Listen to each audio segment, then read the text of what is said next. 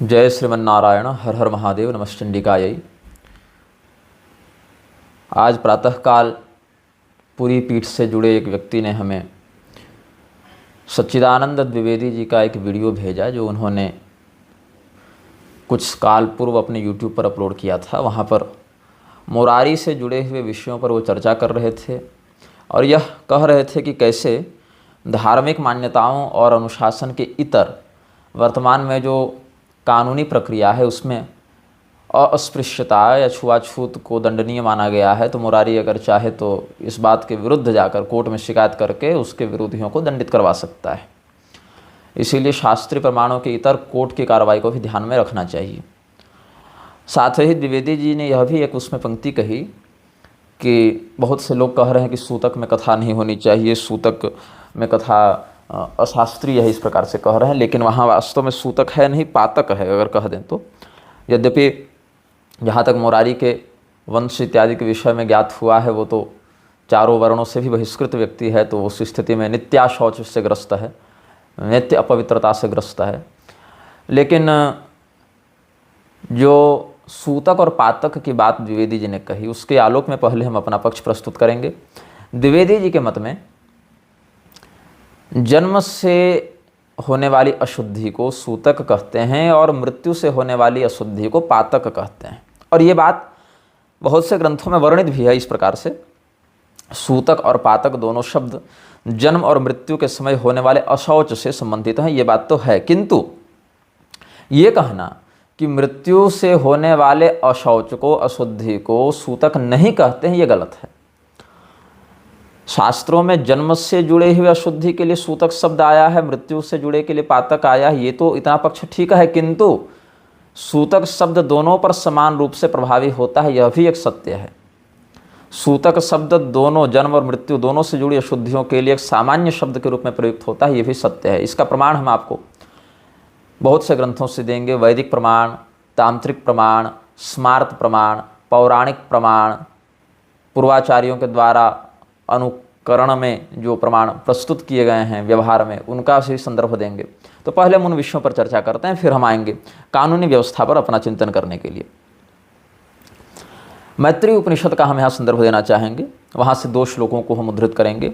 मातृसूतक संबंधम सूतके सहज आयते, मृत सूतकजम देहम स्पृष्ट्वा स्नानम विधीयते।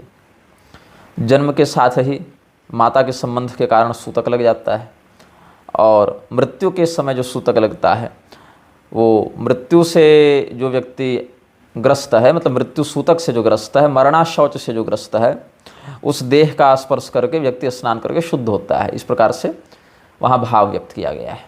तो मृत सूतक जम देहम स्पृष्ट्वा स्नानम विधीयते, ये जो वैदिक प्रमाण मैत्रेयी उपनिषद से हमने दिया, मैत्रेयी उपनिषद में स्पष्ट रूप से जन्म और मृत्यु दोनों के लिए सूतक शब्द आया है अशौच के आलोक में। पुनश्च जहाँ पर वहाँ परमहंसत्व और अवधूत वृत्ति का चिंतन करते हुए कहा गया है कि जो अवधूत होते हैं, परमहंस होते हैं, जैसे कि देहाभिमान से सर्वथा परे ऐसे ब्रह्मभूत महात्मा, जो ब्रह्मभूतः प्रसन्नात्मा न सोचते न कांक्षति समः सर्वेषु भूतेषु मद्भक्तिं लभते पराम, ये सब लक्षण जिनमें घटित हों, उस स्थिति में देहगत शुद्धि अशुद्धि बाह्याभ्यंतर रूप से उसको बाधित नहीं होती है। तो वहाँ कहते हैं मृता मोहमयी माता जातो बोधमय सुतः सूतकद्वय संप्राप्तो कथम संध्यामुपास्महे। परमहंसादि की वृत्ति वाले व्यक्ति को संध्यादि कर्मों की बाध्यता नहीं रहती है। तो प्रश्न हुआ कि तुम्हारा पतन क्यों नहीं होगा? तो वहाँ पर एक लाक्षणिक भाव प्रस्तुत किया गया कि मोह रूपी माता मर गई और ज्ञान रूपी बोध रूपी पुत्र जन्म ले लिया। तो जब मृतक सूतक और जनन सूतक, मरणाशौच माता के मरने पर, मोह रूपिणी माता के मरने पर मरणाशौच और ज्ञान रूपी पुत्र के जन्म लेने पर जननाशौच, दोनों हमको लग गया तो हम कैसे संध्या करें? ये वहाँ पर एक भाव प्रस्तुत किया गया। लेकिन भाव यहाँ पर परमहंसत्व का व्याख्यान करना नहीं, यहाँ पर हमारा जो उद्देश्य है इस संदर्भ को देने का वो यह है कि मृतक और जनित दोनों अशौचियों में, दोनों अशुद्धियों में सूतक शब्द का व्यवहार सामान्य शब्द में प्रयुक्त है। आप कौशिक सूत्र आदि देखें, कौशिक पद्धति में वहाँ पर मृतेषु स्वयोनि मात्रा गोत्रण सूतके यस्य सूतकम स दशरात्रम नाधीत। मरणाशौच वाले व्यक्ति जो मरणाशौच सूतकापन्न है वो 10 रात्रि तक वेदाध्ययन का वर्जन करें, ये भाव है। मृतेषु स्वयोनि मात्रा गोत्रिणः सूतके यस्य सूतकम स दशरात्रम नाधीत। ये तो हमने आपको वेद से प्रमाण दे दिए। अब तंत्र का एक प्रमाण ग्रहण कीजिए, शक्ति संगम तंत्र के सुंदरी खंड में, जहाँ पर मंत्र के शोधन का वर्णन कहते हैं, वहाँ भगवान और भगवती में जो संवाद है वहाँ स्पष्ट रूप से बताया गया है कि मंत्रों में भी आदि और अंत का सूतक लगता है। आदि मतलब जन्म का सूतक और अंत मतलब मृत्यु का सूतक। हालांकि वहाँ पर जन्म और मृत्यु के सूतक का अर्थ कुछ भिन्न है, किंतु आप यह समझें कि सूतक शब्द जनन और मरण दोनों से जुड़ी अशुद्धियों के लिए व्याप्त है, ये कहने का भाव है। जात सूतक मादो स्यात् तदंते मृत सूतकम सूतक द्वय संयुक्त स मंत्रो नैव सिद्ध्यति। तो दो सूतक से युक्त मंत्र सिद्ध नहीं होता है। दो सूतक कौन हो गए? एक जन्म सूतक और एक मृत्यु सूतक। अब स्मृति और पुराणों से आप प्रमाण ग्रहण करें। यमराज की स्मृति जो यम स्मृति है वहाँ पर भी जन्म और मृत्यु दोनों के लिए सूतक शब्द का प्रयोग बताया गया है। बल्कि सूतक दो प्रकार के होते हैं, एक जन्म से संबंधित और एक मृत्यु से संबंधित। ये भी कहा है वहाँ पर, मृतके न तो जाते न उभयो सूतकम भवेत। ये यम स्मृति का वचन है। गरुड़ पुराण का प्रेत कांड देखिए, वहाँ पर अलग अलग अध्यायों में बार बार इस बात को पुष्ट किया गया है। मृते जन्मनि पक्षिंद्र सूतकम स्यात् चतुर्विधम। ये भी भाव भगवान प्रस्तुत करते हैं। मृते जन्मनि च सूतकम स्यात्। गरुड़ पुराण के प्रेत कांड का ही एक देखिए, जहाँ पर जिन लोगों का सूतक नहीं लगता है वहाँ पर जैसे आत्महत्यारा हो गया, जैसे सन्यासी हो गया, उस स्थिति में जहाँ सूतक नहीं लगेगा उसके वंशजों को, या राजा के द्वारा मृत्युदंड से प्राप्त हो गया, ये सब ग्रस्त हो गया, ये सब विषय जहाँ पर वर्णित हैं। तो वहाँ पर जहाँ उदक क्रिया का, श्राद्ध का, दाह का निषेध है, वहीं पर मृत्यु वाले प्रकरण में, यमतिष्टि संबंधित प्रकरण में सूतक भी नहीं लगता, ऐसा भी वर्णन है। न तेषां कारयेत् दाहम सूतकम नोदक क्रियाम, ये सब वर्णन है। तथा यस्मिन् दिने मृतो जंतु अटव्याम विषमे पिवा यदा तदा भवेद्दाह सूतकम मृतवासरात। ये गरुड़ पुराण के प्रेत कांड में क्या है? सूतक यहाँ जन्म से संबंधित तो नहीं है, मृत्यु से संबंधित है। जहाँ नरबली इत्यादि का वर्णन प्राप्त होता है शास्त्रों में, वामी तंत्र में, है ना, वाम मार्गी विधियों में, वहाँ पर कालिका पुराण में देखिए, जिस व्यक्ति की नरबली दी जाती है वहाँ भी उस व्यक्ति का सूतक नहीं लगता है। अम्बेम विकेति मंत्रेण रौद्रेण भैरवस्य च, 67वें अध्याय के आसपास देखेंगे कालिका पुराण में। एवं तो संस्कृते मर्त्ये देवी रक्षति तंबलिम न तस्य व्याधयश्चापि क्षुण्णता रजसी नवा न सूतकम दूषयत्तम ज्ञात्युत्पत्तिम मृतादिकम ज्ञात्युत्पत्तिम मृतादिकम न सूतकम दूषयत्तम। नारद पुराण में भी सूतकम द्विविधम प्रोक्तम जाताख्यम मृत संज्ञकम, ये सब वचन प्राप्त होते हैं। कूर्म पुराण देखिए, जहाँ पर मृतक और जातक दोनों स्थितियों में अशुद्धि को सूतक कहा गया है। और यह भी आगे जाकर उसी प्रकरण में कहते हैं कि जैसे दो व्यक्ति हैं, दोनों सपिंड हैं, दोनों को दोष लगा है, सूतक लगा है, तो एक दूसरे के स्पर्श से उनको आपस में दोष नहीं लगता। जैसे हम सूतकापन्न हो, हमारा भाई या हमारे चाचा या और कोई रिश्तेदार कुटुंबी जो सपिंड में आ जाएं, उनको भी सूतक लगा हो साथ साथ, तो हम लोग एक दूसरे के स्पर्श से अलग से दूषित नहीं होंगे, ये कहने का अर्थ है। दशाहम प्राहुरा शौचम सपिंडेशु विधीयते मृतेषु वाथ जातेषु ब्राह्मणानाम द्विजोत्तमा। आगे उसी प्रकरण में सूतके तो सपिंडानाम संस्पर्शो न प्रदुष्यति। इन पहले देखिएगा तो क्या कहेंगे उसी प्रकरण में, मृतेषु वाथ जातेषु, दोनों बातों को लेकर चला है ग्रंथकार। तो कुछ लोग पराशर स्मृति उठाकर ला रहे थे जहाँ 3 दिन में ही ब्राह्मणों की शुद्धि बताई गई है, पराशर स्मृति के एक प्रकरण को, लेकिन उस श्लोक को बताने के आगे वाले श्लोकों पर ध्यान नहीं दिए। 5वें 6ठे श्लोक आगे देखिएगा तो वहाँ पर स्पष्ट है कि वो नियम उन वेदज्ञ अग्निहोत्री ब्राह्मणों के लिए है जो नित्याग्निहोत्र से युक्त हैं, वेद पाठ से युक्त हैं। जो ऐसे नहीं है उनको पूरा लगेगा। और यहाँ तो खैर वेद पाठी या अग्निहोत्री या ब्राह्मण का ही कोई संबंध नहीं है। खैर, संस्कार रत्नमाला सामने रखी हुई है हमारे पुस्तकालय में, और 2 श्लोक हमने वहाँ से प्राप्त किए हैं। 2 बातें, ब्रह्मी भूते च संन्यस्ते ताते च निधनम गते न तस्य सूतकम कार्यम न च पिंडोदक क्रिया। किसी के पिताजी संन्यस्त हो गए हों, संन्यास की विधिपूर्वक उन्होंने दीक्षा ली हो, चतुर्थाश्रमी होकर पर ब्रह्म को ब्रह्मलीन हो गए हों, तो उनका भी सूतक बच्चों को नहीं लगता, ये कहने का अर्थ है। और जहाँ पर प्रारब्धे सूतकम न स्यात्, ये विष्णु स्मृति इत्यादि का या वैसा वचन प्राप्त होता है। प्रारब्धे सूतकम न स्यात् अनारब्धे तो सूतकम, मतलब जब यज्ञ दान इत्यादि में व्यक्ति संकल्पित होकर दीक्षित हो चुका हो, बीच में सूतक लगने पर उस क्रिया की समाप्ति पर्यंत सूतक बाधा नहीं देता, लेकिन अगर काम प्रारंभ न हुआ हो तो सूतक लगेगा। यहाँ भी सूतक शब्द मृतक का ही उपलक्षण है, ऐसा संस्कार रत्नमाला में इस स्मृति वाक्य का जब अर्थ किया गया तो यही कहा गया है। प्रारब्धे सूतकम न स्यात् अनारब्धे तो सूतकम इति वचने सूतकम इति मृतकस्याप्युपलक्षणम। वहाँ मृतक का भी अर्थ ग्रहण कर लेना है। तो इसीलिए द्विवेदी जी जो कहे कि सूतक शब्द केवल जन्म से संबंधित है, पातक शब्द होगा मरना शौच के लिए, तो ये अर्ध सत्य है, क्योंकि शास्त्रों में सूतक शब्द से मृतक और जनित दोनों प्रकार के अशुद्धियों का, जनना शौच और मरना शौच, दोनों का एक ही प्रकार से व्यवहार भी प्राप्त बहुतायत से होता है। खैर, ये तो हुई द्विवेदी जी की बात। अब आते हैं बात हम कानूनी व्यवस्था पर। देखिए, कानून की जो संरचना है वो सनातन धर्म के मौलिक हितों के विरुद्ध इसीलिए है क्योंकि वर्तमान संविधान को जिस दल ने बनाया, जिन लोगों ने बनाया, अथवा जिन लोगों ने उसमें समयानुसार अपने इच्छा, वासना, आकांक्षा या स्वार्थ के कारण बदलाव किए, वो सनातन की मान्यताओं के प्रति श्रद्धावनत नहीं थे, न उन मान्यताओं का पालन करते थे। जिस कानून, जिस न्यायपालिका, जिस प्रशासन के ऊपर आश्रित होकर कि ये हमारी रक्षा करेंगे या ये न्याय देंगे या आप इतना धर्म की उपेक्षा इतनी कर देते हैं, वो आपके हित में कितना कार्य कर रहा है, आपके मौलिक अस्तित्व के संरक्षण में कितना कार्य कर रहा है, यह चिंतनीय विषय है। अभी हमारे ऊपर एक मुकदमा हुआ है लखनऊ में, शिवांश ने करवाया है, FIR करवाई है। उसमें एक बिंदु हमको पढ़ने को मिला, मेरे विरुद्ध जो शिकायत उसने की है, हालांकि विजयाश्री की ओर से उसने की है। विजयाश्री ने पहले नोटिस भिजवाया था और अभिषेक द्विवेदी करके कोई अधिवक्ता थे उसकी ओर से नोटिस भेजने वाले। और विजयाश्री है उत्तराखंड के रहने वाले, लेकिन अपने स्थानीय थाने में केस नहीं किया उसने, अपने से भी केस नहीं किया, शिवांश के माध्यम से केस हुआ है लखनऊ में। खैर, और वकील दोनों में लगभग हमको लग रहा है एक ही व्यक्ति है, अभिषेक द्विवेदी ही दोनों का नाम है, फ़ोन नंबर भी समान ही है, तो वही व्यक्ति होंगे।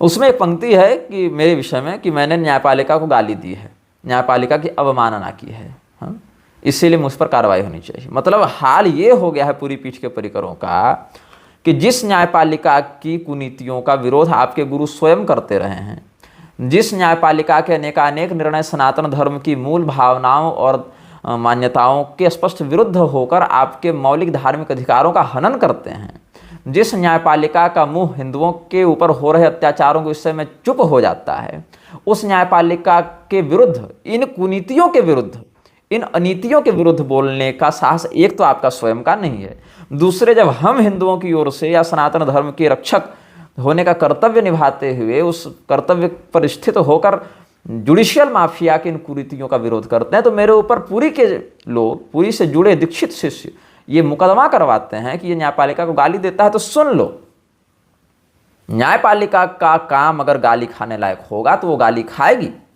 और न्यायपालिका का काम अगर लात खाने लायक होगा तो वो लात भी खाएगी। इस जुडिशियल माफिया को बहुत स्पष्ट और बहुत कड़े शब्दों में बिना किसी समझौता के हिंदुओं को यह बताना पड़ेगा कि you are neither above the criticism nor above the punishment. तुम्हारी आलोचना भी होगी, तुम्हें दंडित भी किया जाएगा। We can't permit a cartel of 30 people sitting in an institution named Supreme Court to interfere in our lives and to destroy our future. यह स्पष्ट संदेश हिंदुओं को एकजुट होकर देना पड़ेगा, और तुम नहीं दे पा रहे तो हम देंगे। और चाहे इसके लिए तुम अवमानना का केस करो, चाहे तुम इसके लिए किसी प्रकार का राष्ट्रद्रोह, देशद्रोह लगाओ, उससे कोई सत्य पर परिवर्तन नहीं होगा, क्योंकि न्यायपालिका की अंदरूनी व्यवस्था इतनी सड़ चुकी है कि यह संस्था देश के ऊपर एक बोझ बन गई है, जो न स्वतंत्र रूप से समाज को न्याय करने देगी, न कानून अपने हाथ में लेने देगी, और न जितने नियम कम से कम बने हैं उन्हीं पर निष्ठा रखते हुए न्याय करेगी। करोड़ों करोड़ों केस बैकलॉग क्यों लगे हैं? हमारे कारण नहीं, इन लोगों के निकम्मेपन के कारण। करोड़ों करोड़ों लोग जो न्यायपालिका में अपना पैसा, अपना समय, अपनी पीढ़ियां नष्ट कर चुके हैं इस आशा में कि शायद ये महामानव हमारे साथ न्याय करेंगे। ये क्यों हो रहा है? मेरे कारण नहीं, इन निकम्मों के कारण। व्यवस्था में रहकर अगर कोई व्यक्ति, चाहे वो न्यायपालिका से जुड़ा हो, चाहे प्रशासन से जुड़ा हो या राजनीति से जुड़ा हो, कोई व्यक्ति अगर उस सिस्टम में रहता हुआ अगर काम करना चाहता भी है तो ये सिस्टम काम नहीं करने देता है। ये एक धरातल का सत्य है, और इसको काला कोट पहना वकील भी जान रहा है, जज भी जान रहा है, पेशकार भी जान रहा है, पुलिस वाला भी जान रहा है, लेकिन इनकी औकात नहीं है इस सिस्टम से बाहर जाकर कुछ काम कर सकें, या फिर इस सिस्टम में जब तक पद पर हैं तब तक सुधार कर सकें। तुम करो अवमानना का केस हम पर, कोई फर्क नहीं पड़ता, कोई दिक्कत नहीं होती। अगर न्यायपालिका ने कोई ऐसा काम किया है जिसके कारण निर्दोषों को पीढ़ियां खपानी पड़ी हैं इस न्यायपालिका की चापलूसी में, तो न्यायपालिका गाली खाएगी। हम तुम्हारे सम्मान का बोझा ढोने के लिए अपना बलिदान, अपनी पीढ़ियों का बलिदान नहीं दे सकते भाई। कि किसी अमीर का बच्चा अगर गाड़ी लेकर निकले और रौंद कर चला जाए तो तुम निबंध लिखवा कर उसको छोड़वा दो, इसके लिए तुम्हारे सम्मान का ठेका लेकर नहीं बैठा है समाज। तो न्यायपालिका जिस मूलभूत व्यवस्था और व्यवहार से चल रही है वो देश हित में नहीं है। और ये बात तब तक कोई जज नहीं कहता जब तक वो बैठा रहता गद्दी पर। जिस दिन वो जज रिटायर होगा, देख लेना सारे जजों की एक ट्रेंडिंग मोनोपोली देखना, तुम सारे जजों की ट्रेंडिंग मोनोपोली देखना। जब वो सिटिंग जस्टिस बरतता है, जब वो अपने आप को न्याय का देवता बनाकर प्रस्तुत करता है, तो उसमें जो गद्दी की गर्मी होती है, उस गद्दी की गर्मी में वो उपेक्षापूर्ण व्यवहार करता है समाज के साथ। लेकिन जैसे वो रिटायर होता है, सबके ज्ञान चक्षु हजार गुणित खुल जाते हैं और वो कहते हैं कि न्याय व्यवस्था बहुत पीछे चल रही है, भारत की जनता को कोर्ट पर भरोसा बनाए रखना चाहिए। क्यों कहना पड़ रहा है तुमको बार बार? आखिर ये इस परिस्थिति, ये समाज में व्यवस्था क्यों आई? लोग इस बात को सोचने के लिए क्यों बाध्य हो रहे हैं कि we can't go to court if we seek for justice. और ये बात मैं कहूं तो कहोगे कि तुम बाहर के व्यक्ति हो। मैं बीएन खरे को मैं कोर्ट करना चाहूंगा इसमें। बीएन खरे सुप्रीम कोर्ट के जस्टिस थे। बीएन खरे को मैं कोर्ट करना चाहूंगा जिस व्यक्ति ने यह कहा था, and not as a sitting जज आफ्टर हिज रिटायरमेंट। उसने ये बयान दिया था बीएन खरे ने कि अगर आपके पास पैसे नहीं है तो आप न्यायपालिका की ओर मत देखिए। क्यों ये स्थिति आई? तुम हम पर अवमानना का केस करवा रहे हो। क्यों? केस होने से सच बदल जाएगा? केस होने से वास्तविकता बदल जाएगी? चलो अवमानना का केस करके हमको आजीवन जेल में डाल दो, क्या उससे गरीबों को न्याय मिलना प्रारंभ हो जाएगा इस देश में? क्या उससे हिंदू विरोधी फैसले न्यायपालिका लेना बंद कर देगी? अरे न्यायपालिका हल्द्वानी नहीं छुड़ा सकती, या औकात है तुम्हारे न्यायपालिका की? हल्द्वानी में मुसलमान जो कब्जा करके बैठे हैं, सब जानते हैं कि गलत कब्जा है, अवैध कब्जा है। न्यायपालिका का औकात हो तो छुड़ा कर दिखाओ। नहीं छुड़ा पाएगी। शाहीन बाग में तो काम हुआ नहीं। अरे इस देश में खालिस्तानी देशद्रोही लोग सांसद बन बनकर बैठ जा रहे हैं पार्लियामेंट में। कल वो कानून बनाएंगे हमारे विरुद्ध और उसी कानून के आधार पर न्यायपालिका हमारे भविष्य को नष्ट करेगी तो क्या कहेंगे? जी हुजूर, सांसद कानून बनाएगा तो वो सांसद खालिस्तानी है, बांग्लादेशी है, आतंकवादियों के साथ उठता बैठता है कि 15 मिनट में हिंदुओं को मिटाने की बात करता है। ये हम देखेंगे कि नहीं देखेंगे?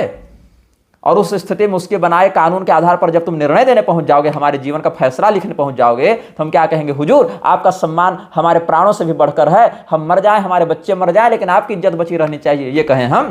तो ऐसा तुम कहो, हम नहीं कह सकते। हम इस देश को हाईजैक करने की permission, we can't permit the judicial mafia, illegal cartel जो चल रहा है इस देश में, we can't permit the institution to hijack the country in the name of law. इसको स्पष्ट रूप से समझ लो। तो खैर 4 रनिंग केस है मेरे ऊपर, जहां तक मुझे अभी जानकारी, हो सकता है और हो, लेकिन इतनी जानकारी मुझे 3 जगह से लीगल नोटिस आई हैं, आती रहें। हम उनके विरुद्ध तब भी बोले थे, अन्याय के विरुद्ध, अत्याचार के विरुद्ध आज भी बोले हैं। मैं भारती कृष्ण तीर्थ नहीं हूं ना भाई, मेरा नाम भारती कृष्ण तीर्थ नहीं है। आप जो बार बार कहते हैं कि शंकराचार्य सर्वोच्च धर्मगुरु होते हैं, शंकराचार्य साक्षात शिव स्वरूप चलते फिरते होते हैं, मैं बताऊं, एक चित्र में संलग्न कर रहा हूं, वेरीफाइड फोटो है। मुसलमानों के साथ अली ब्रदर्स, शौकत अली, ये सब का नाम आप सुने होंगे थोड़ा बहुत, अगर आप खिलाफत आंदोलन के बारे में पढ़े होंगे तो। पुरी के शंकराचार्य जो उस समय थे, भारती कृष्ण तीर्थ, उन्होंने खुलेआम खिलाफत का समर्थन किया था, मुसलमानों के साथ बगल में बैठे थे। ये हाल है तुम्हारे साक्षात शिव स्वरूप जगत गुरु का। बात करते हो, मुझे फेक नैरेटिव में फ्रेम करते हो कि मैं मुसलमानी साधना करता हूं। अरे तुम्हारे साक्षात शिव स्वरूप चलते फिरते विश्वनाथ शंकराचार्य का ये स्तर हो गया। और अभी वाले को तो मैं बात ही नहीं कर रहा हूं, अभी तो मैं खतियान निकाल रहा हूं तुम्हारा, कि तुम्हारे पीठ के, पूरी पीठ के ही परामर्श करूंगा, पूरी पीठ के शंकराचार्य ने, भारती कृष्ण तीर्थ ने खुलेआम खिलाफत का समर्थन किया, अली ब्रदर्स के साथ मिले, हिंदू मुस्लिम भाईचारा का नारा लगाया, लिखित, फोटोग्राफी, सब प्रकार से दस्तावेज उपलब्ध है इतिहास में। क्यों भाई? वो शिवस्वरूप शंकराचार्य क्या धर्म के विषय में अनभिज्ञ थे? क्या उनको शास्त्र का या सदाचरण का बोध नहीं था? और अगर शंकराचार्य पद पर अभिषिक्त हो जाने मात्र से ही कोई व्यक्ति बिल्कुल अकाट्य हो जाता है, उस स्थिति में आदि शंकराचार्य जी को ये क्यों अवसर छोड़ना पड़ा अपने अनुशासन में कि अन्यथा रूढ़ पीठों पर निग्रहारो मनीषिणाम? मुझे बताइए वो सारे मनीषी कहां मर गए थे जो उस स्थान पर शंकराचार्य का निग्रह करने का औकात नहीं रखते थे? वही भारती कृष्ण तीर्थ फ्रीमेसन्स के साथ मिलकर योगदा सत्संग के बैनर तले विदेश जाते हैं, वो फोटो भी देखना। तो वही भारतीय कृष्ण तीर्थ अपने सनातनी मर्यादाओं की दुर्गति करते हुए विदेश जाते हैं फ्रीमेसन्स के पैसे पर। फ्रीमेसन्स म्लेच्छराज की संस्था है, ये कोई भी सामान्य प्रबुद्ध अध्येता बता सकता है। हम म्लेच्छराज को भले वो न माने, कल्पना ही मान ले, चलो उसका स्तर है, लेकिन फ्रीमेसन्स के रहस्य, उसकी सैटेनिक रिचुअल्स को नहीं जानते है क्या? और फिर भी नहीं जानते तो अपने चुप पर रहें, और जो जानता है उसको बोलने दें। भारतीय कृष्ण तीर्थ शंकराचार्य के पद पर बैठे होने के बाद भी मुसलमानों के साथ एक आसन पर बैठकर, एक मतलब समकक्ष आसन पर बैठकर खिलाफत का समर्थन क्यों करते हैं? क्या उनका इस्लाम प्रेम नहीं दिखता इससे? और अगर वो कहें कि नहीं भाई इस्लाम प्रेम जो है सो नहीं है, वो तो एक अंग्रेजों के खिलाफ आंदोलन कर रहे थे, अंग्रेजों के खिलाफ आंदोलन कर रहे थे, तो आपके उस आंदोलन से हिंदू धर्म का क्या लाभ हुआ? क्या अंग्रेज हिंदू धर्म के अनुकूल हो गए? क्या अंग्रेजों ने मुसलमानों से आपकी रक्षा कर दी? क्या उन्हीं अंग्रेजों ने इस पूरे भारत के एक महत्वपूर्ण और अविभाज्य अंग को काट कर मुसलमानों के साथ मिलकर हिंदुओं का व्यापक नरसंहार नहीं करवाया? क्या उन्हीं अंग्रेजों ने ऐसे नीति नियम अपने गुलामों के द्वारा नहीं बनवाए? राजेंद्र प्रसाद का फ्रीमेसन्स का व्यक्ति नहीं था? क्या अंबेडकर के खुलेआम संबंध हिंदू विरोधी संस्थाओं से नहीं थे? तो क्या अंग्रेजों के बनाए उन कानूनों को यथावत कॉपी पेस्ट करने के बाद, केवल कवर बदल बदल कर, क्या हम ये उम्मीद करें कि यह संविधान तुम्हारी रक्षा करेगा, यह हिंदुओं के हित में काम करेगा? भारतीय कृष्ण तीर्थ के द्वारा खिलाफत का समर्थन करने का क्या लाभ सनातन धर्म को हुआ? दार्शनिक या व्यावहारिक पक्षों से क्या लाभ हुआ? यह हिंदुओं को पूछना चाहिए। उसके बाद सुनो, भारतीय कृष्ण तीर्थ जब गए विदेश, वापस आए, मुंबई एयरपोर्ट पर उतरे, जगन्नाथपुरी में उनका प्रवेश निषिद्ध किया गया। भला हो उन महापुरुषों का जिनकी बुद्धि इतने विवेक से युक्त थी, नहीं तो शास्त्रार्थ महारथी माधवा श्रम, क्या नाम था इनका, माधवाचार्य जी, ये सब तो सब विदेश गमन के बड़े पैरोकार रहे थे। करपात्री स्वामी जी विरोध करते रहे, लेकिन उन्हीं के बगल में उनके बात नहीं माने वो लोग, लेकिन विरोध किए स्वामी करपात्री जी, तो उस मामले में समादरणीय है। अंत में क्या हुआ?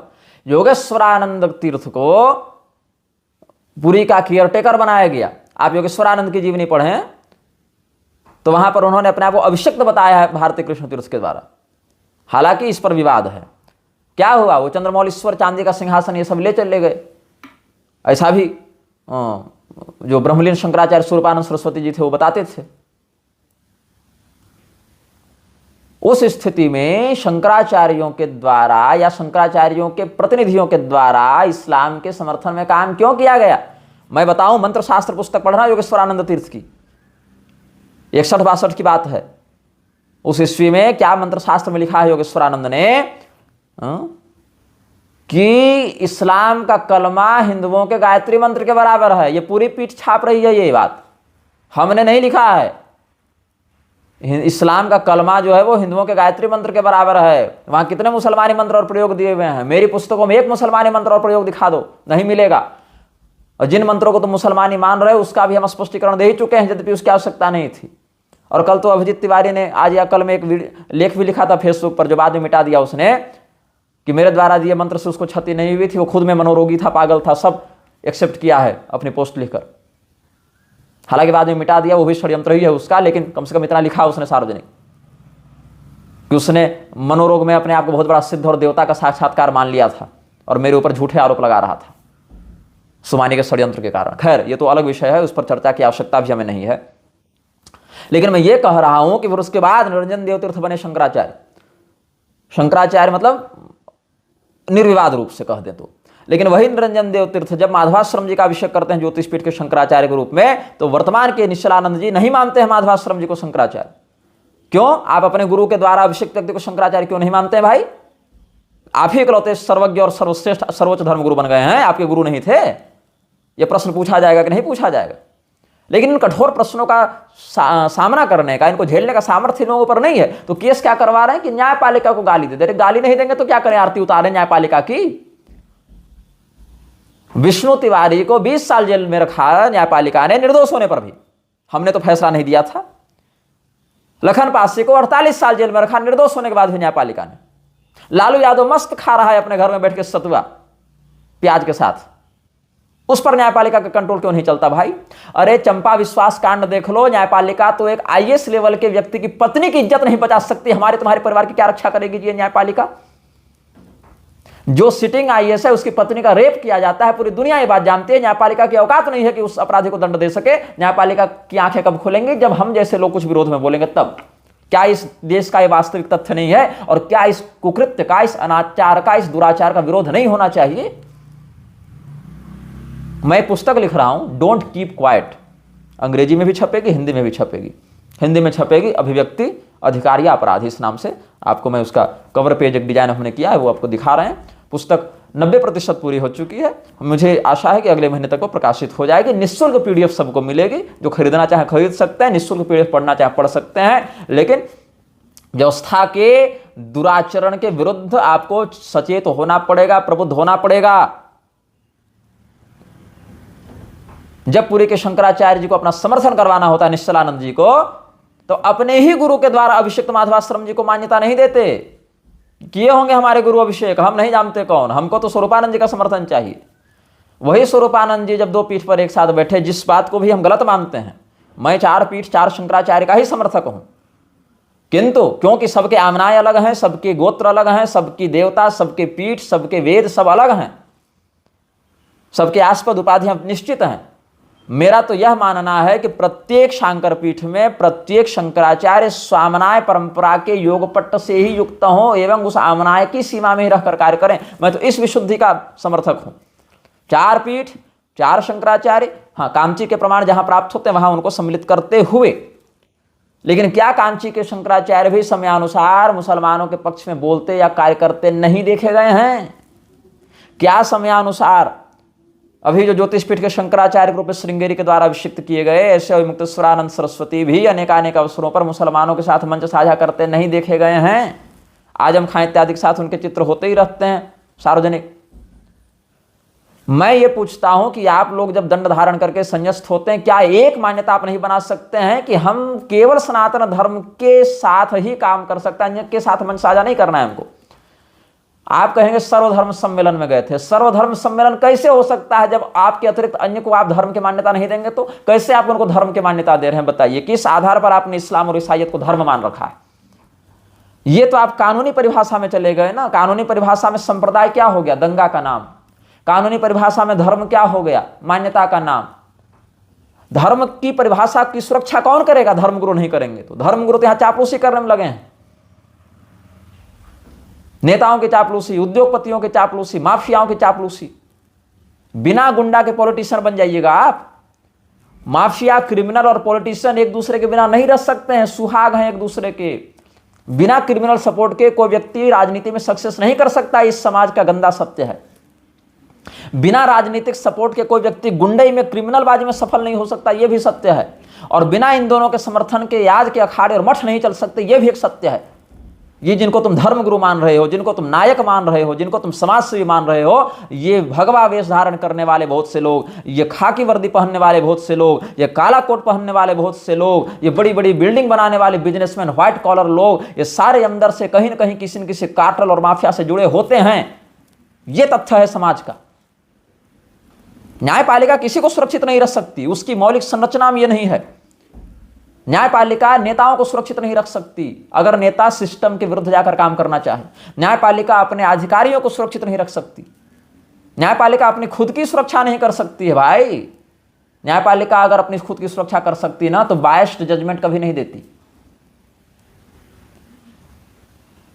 अतुल सुभाष वाले केस में न्यायपालिका ने कह दिया कि दादा दादी पोते पोते के लिए स्ट्रेंजर हैं, तुम बड़े सगे हो, दादा दादी स्ट्रेंजर हो गए। कोई फर्क नहीं पड़ता न्यायपालिका को कि आप जिंदा हैं कि मर गए। आपको ये अपनाना पड़ेगा रुख कि न्यायपालिका कम से कम, चलो ठीक है, आप अपने आप को निष्पक्ष दिखाना चाहते हैं, आप अपने आप को अनबायस्ड दिखाना चाहते हैं, ठीक है, लेकिन भैया जितना कानूनवा बन गया है, जितना लिखा गया, उतने पर कम से कम ठीक से काम कर लो।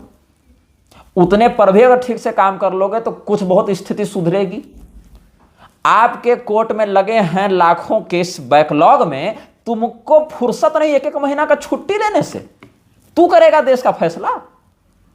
ये जुडिशियल माफिया करेगी देश का फैसला, जो 1-1 महीना छुट्टी मनाती है लेकिन बैकलॉग क्लियर नहीं करती है। उसको चाहिए रॉयल ट्रीटमेंट। और अगर इस विषय पर कोई कह दे तो कंटेम्प्ट लग जाता है। कंटेम्प्ट लगाने के लिए इनका मन तुरंत हो जाता है, तुरंत ये लेखनी उठ जाती है। किस बात का कंटेम्प्ट भाई? तुम्हारी महानता के बोझ तले हमारी पीढ़ियां मर गई और आगे भी मरेंगी। घर घर बहु बेटियों को वेश्यावृत्ति में ढकेल दिया तुम लोगों ने रे। कैसे ढकेला? मैं बताता हूं। जो लोग कहते हैं ना कानून बढ़ाया धर्म, धर्म बढ़ाया संविधान, सुनो, फ्री मैसनशिप से जुड़े लोग संविधान बनाते हैं और तुम मानते हो कि धर्म छोड़कर हम संविधान के पीछे पीछे चले। संविधान क्या है मैं बता रहा हूं, बुरा लगेगा लेकिन सुन लो। कुछ दिन पहले कोर्ट का एक डिसीजन आया किसी केस में कि जैसे एक पति है, उस पति की पत्नी व्यभिचारिणी है, ये उसको पता है। वो पत्नी उसकी जानकारी में ही अलग अलग पुरुषों से संबंध बनाती, ये भी उसको पता है, प्रूफ भी है। उस पत्नी को व्यभिचार से बच्चे भी हो रहे हैं, ये भी प्रूफ्ड है। लेकिन उस पत्नी को न वो घर से निकाल सकता है, न वो बच्चे को त्याग सकता है, न बच्चे का डीएनए टेस्ट करवाएगा। अपितु बच्चे का भी पैसा देगा, खर्चा उठाएगा, पत्नी का भी खर्चा उठाएगा और उसके लिए उसको थप्पड़ तक नहीं मार सकता, फिर वायलेंट हो जाएगा, डोमेस्टिक वायलेंस का केस हो जाएगा। ठीक है? ये क्या मजबूर कर रहा है कि नहीं कानून एक पति को अपराधी बनने के लिए? ये उसको एक पोटेंशियली क्रिमिनल बना रहा है कि नहीं बना रहा है? लेकिन अगर वही पति अपनी पत्नी से रमण करना चाहे और पत्नी कोर्ट में जाकर कह दे कि मेरा कंसेंट नहीं था जज साहब, तो पति बलात्कार केस में जेल चला जाएगा, मैरिटल रेप में। ये भी एक चल रहा है अभी ट्रेंड, ये भी आने ही वाला है समाज में, या लगभग आ ही चुका है। मतलब एक व्यक्ति जो जानता है कि उसकी पत्नी व्यभिचारिणी है, वो जानता है कि उसकी पत्नी दूसरे पुरुष से बच्चा उत्पन्न करके आ रही है घर, लेकिन वो उस बच्चे को भी नहीं निकाल सकता, पत्नी को भी नहीं निकाल सकता, स्वयं उसके कंसेंट के बिना पत्नी से संबंध भी नहीं बना सकता, दोनों स्थिति में जेल चला जाएगा। यही है संविधान। संविधान वही पत्नी है और हिंदू वही पति है। हिंदुओं की पत्नी संविधान ऐसी चरित्रहीन स्त्री है जिसको इस्लाम और ईसाई और वामपंथी और ये जितने आतंकवादी हैं उनके लिए रात को आधी रात को कोर्ट खोलने में टाइम नहीं लगता उसको। ये वही वेश्या है संविधान। ये क्या करती है? खाती अपने पति का, क्योंकि वो लोग तो इसको लात मारेंगे। संविधान क्यों है? आज संविधान नाम का कोई तत्व एग्जिस्टेंस में क्यों है? क्योंकि हिंदू बहुल है अभी देश। इस्लाम को नहीं मतलब है संविधान से, क्रिश्चियंस को नहीं मतलब है संविधान से। They don't care a penny about your constitution and you know this fact. They just care about their Bible, their gospels, their Quran, their Hadith. The Hindu are the only civilized persons who care and respect for the constitution।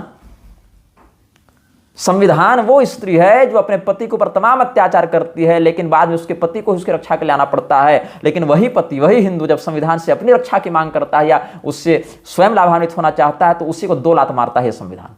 ये तथ्य है इस देश का, ये गंदा सच है इस देश का। ये इस देश, आप आज किसी भी मस्जिद में छापा मरवाइए, कहीं ना कहीं किसी न किसी टेररिस्ट ऑर्गेनाइजेशन से उसका कनेक्शन निकलेगा। बहुत मामलों में तो अवैध हथियार भी निकलेंगे, लेकिन ये देश इस सत्य को जानने पर भी नहीं कर सकता, क्योंकि न्यायपालिका का औकात नहीं है कि वो प्रशासन का साथ दे, प्रशासन की औकात नहीं कि वो अपनी सुरक्षा कर सके। देश की क्या करेंगे सुरक्षा? और ये बात न्यायपालिका के लोग भी स्वीकार करते हैं। लेकिन ऑफ द रिकॉर्ड मेरे पास बहुत से ऐसे अधिवक्ता या न्यायाधीशों के आते रहते हैं संदेश या व्यक्तिगत मुलाकात में, जो कहते हैं, पुलिस वाले मुझसे कहते हैं, एक मैं नाम नहीं लूंगा, थाने से बात हुई कि भैया गाड़ियां जितनी जब्त हुई हैं उसको नीलाम करना है, स्क्रैपिंग करनी है उसकी। पैसा आया, 1 रुपया उन्होंने घूस नहीं खाया, पैसा गया जमा करने ट्रेजरी में, तो कहा गया कि 2.5% कमीशन दो। उन्होंने कहा मैंने तो कोई ऊपरी कमाई की नहीं भैया, ये पूरा हिसाब लीजिए, पैसा जमा कीजिए। बोले नहीं करेंगे, जो करना है कर लो, नहीं तो 2.5% कमीशन दो। वो चले गए एसपी के पास। एसपी ने कहा कि जो चली आ रही बात वो करो। कहे कि सर लेकिन हम तो पैसा नहीं खाएं। तो क्यों नहीं खाए हैं? आपकी गलती है, आप नहीं खाए हैं। आपको पैसा खाना चाहिए था, आपके पास मौका था, आप नहीं खाए, तो क्या हम भी ना खावें? आपकी ईमानदारी से मेरा घर चल जाएगा। अंत में उस पुलिसकर्मी को अपनी जेब से 2.5% काट कर देना पड़ा, वो सैलरी जो भी उसकी कटी होगी वहां से। पुलिस वाले घूस लेने के लिए मजबूर हैं इस सिस्टम के कारण। और सुन लो, एक अच्छे पुलिस वाले ने मुझे यह भी बताया कि जब वो चार्जशीट दाखिल करने कोर्ट में जाते हैं तो पेशकार को पैसा देना पड़ता है। वो केस एडमिट नहीं करता कि हमारे पास बहुत काम है, वो केस एडमिट नहीं करता। क्या होता है जब कहीं रेप हो रहा है, पुलिस वाले उसकी चार्जशीट बनाकर ले जाएंगे कोर्ट, तो पेशकार पैसा मांगेगा। कोर्ट आने जाने का खर्चा भी कई बार, इन्वेस्टिगेशन का खर्चा भी कई बार पुलिस वालों को अपनी जेब से देना पड़ता है। यह भी देश का एक सत्य है। और अगर उतने से बचने के लिए जान रहे हैं अपराधी, अगर एनकाउंटर कर दिया तब एक नया संगठन पैदा हो जाता है, मानवाधिकार आयोग। कैसे गोली मार दी? जब न्याय व्यवस्था थी तो कैसे तुमने गोली मार दी, उसको कोर्ट लेकर आओ। कोर्ट में क्या होगा, 10-10 साल 20-20 साल केस चलेगा, वो भी उसको दंड मिलेगा कि नहीं मिलेगा कोई गारंटी नहीं है। उस स्थिति मानवाधिकार आयोग के लिए जो जांच टीम आती है उसको पुलिस वालों को घूस देना पड़ता है ऑफ द रिकॉर्ड। इसके सबूत नहीं मिलेंगे। सबूत कहां मिलेंगे, जब आप खुद पुलिस वाले बनेंगे, जब खुद आप उन आयोगों में जाएंगे। लेकिन तब भी जब तक आप वर्दी में रहेंगे इस सत्य को स्वीकार नहीं करेंगे। यह तथ्य है इस देश का। उस स्थिति में मानवाधिकार आयोग को घूस दो। जिस व्यक्ति को गोली मारी है अगर उसका कनेक्शन किसी नेता से मिल गया और वो नेता पावर में आ गया तो अपनी रक्षा के लिए वकील भी खुद करो, केस खुद लड़ो, नौकरी जाएगी उसका अलग से भोगो। ये हाल इस देश में पुलिस प्रशासन का है। अगर आप ईमानदार हैं, अगर आप कानून के ही अनुसार चलना चाहते हैं तो। और अगर आप घूसखोर हैं उसमें क्या समस्या है, कोई भी निर्दोष को पकड़ कर डाल दीजिए। 24 घंटा तक का तो पावर है प्रशासन के पास। अगर विदाउट एनी सिग्निफिकेंट रीजन आपने अरेस्टिंग की है तो सिग्निफिकेंट बनाने के लिए वहीं से कुछ नहीं करेगा, 5 ग्राम 10 ग्राम गांजा लाकर दिखा देगा कि सर बरामद हुआ था। आप जीवन में कभी सुपारी तक न खाए हों लेकिन आप गांजा केस में चले गए। अब आप कोर्ट में जाकर चिल्लाते रहिए कि सर हमको फैब्रिकेट किया गया, सर हमको फ्रेम किया गया, क्या फर्क पड़ता है। लड़का लड़की का केस हो, पोस्को लग जाएगा लड़का पर, लड़की को कोई फर्क नहीं पड़ता है। लड़की बालिग भी हो तो पुलिस वाले रिकॉर्ड में लिख देंगे नहीं लड़की 17 साल की थी, 16 साल की थी, नाबालिग थी। जांच जब होगी या कदाचित कोर्ट ऑर्डर दे, पहले इतना सुन ले, कोर्ट ऑर्डर दे तो जांच हो, तब उसकी उम्र पता चलेगी कि नहीं ये तो 19 साल की थी, 17 की नहीं थी। तब तक आप रहिए 3 महीना 6 महीना साल भर जेल में। उसका कोई हिसाब नहीं, उसका कोई मुआवजा नहीं, लड़की पर कोई आरोप नहीं। लड़की को घर वाले इन्फ्लुएंस कर चुके हैं। ये हाल हो गया इस देश में। अगर लड़की बालिग लिख देते हैं तो कोर्ट लड़की को वापस अरेस्ट करके नहीं ला सकती है जब तक ये प्रशासन, जब तक कि लड़की के जीवन में संकट का अनुभव ना हो। लड़की कह देगी हम अपनी मर्जी से गए थे, 19 साल की हैं। कोर्ट नहीं कर सकती, प्रशासन नहीं कर सकता। माँ बाप रोते रहिए। अगर आपकी बेटी 19 साल की है, भाग गई, आप कुछ नहीं कर सकते हैं क्योंकि कानून उसको वेश्यावृत्ति में ढकेलने की अनुमति दे रहा है। आपकी बेटी को चरित्रहीन बनाने के लिए कानून खड़ा है और आपको पूछते हैं फिर भी कि धर्म बड़ा कि संविधान। और उसके बाद अगर कदाचित आपका बेटा किसी लड़की को लेकर भाग गया हो और उसके परिवार वाले फंसाना चाहे तब क्या करेंगे। उस स्थिति में वो लोग कह देंगे लड़की तो 17 साल की थी। बाद में जांच में पुलिस लिख देगी कि इन्वेस्टिगेशन जो प्राथमिक था उसमें कंफ्यूजन हो गया, बाद में रिपोर्ट से हम एवेंट कर लेते हैं इस रिपोर्ट को। जांच रिपोर्ट आई तो हमने एफआईआर को सुधार लिया, चाहे उसमें नई बात तो हमने उसको रिजाइंडर मार दिया, उसमें फॉलोअप लगा दिया। लेकिन तब तक तो आप 6 महीना साल भर के लिए चले गए ना जेल। उस समय तक आपकी पढ़ाई लिखाई, करियर, पारिवारिक समस्या, आर्थिक समस्या, मानसिक समस्या, सबसे आप परेशान हो गए। और उसके बदले आपको क्या मिलेगा, कुछ नहीं। Nothing will be provided to entertain you.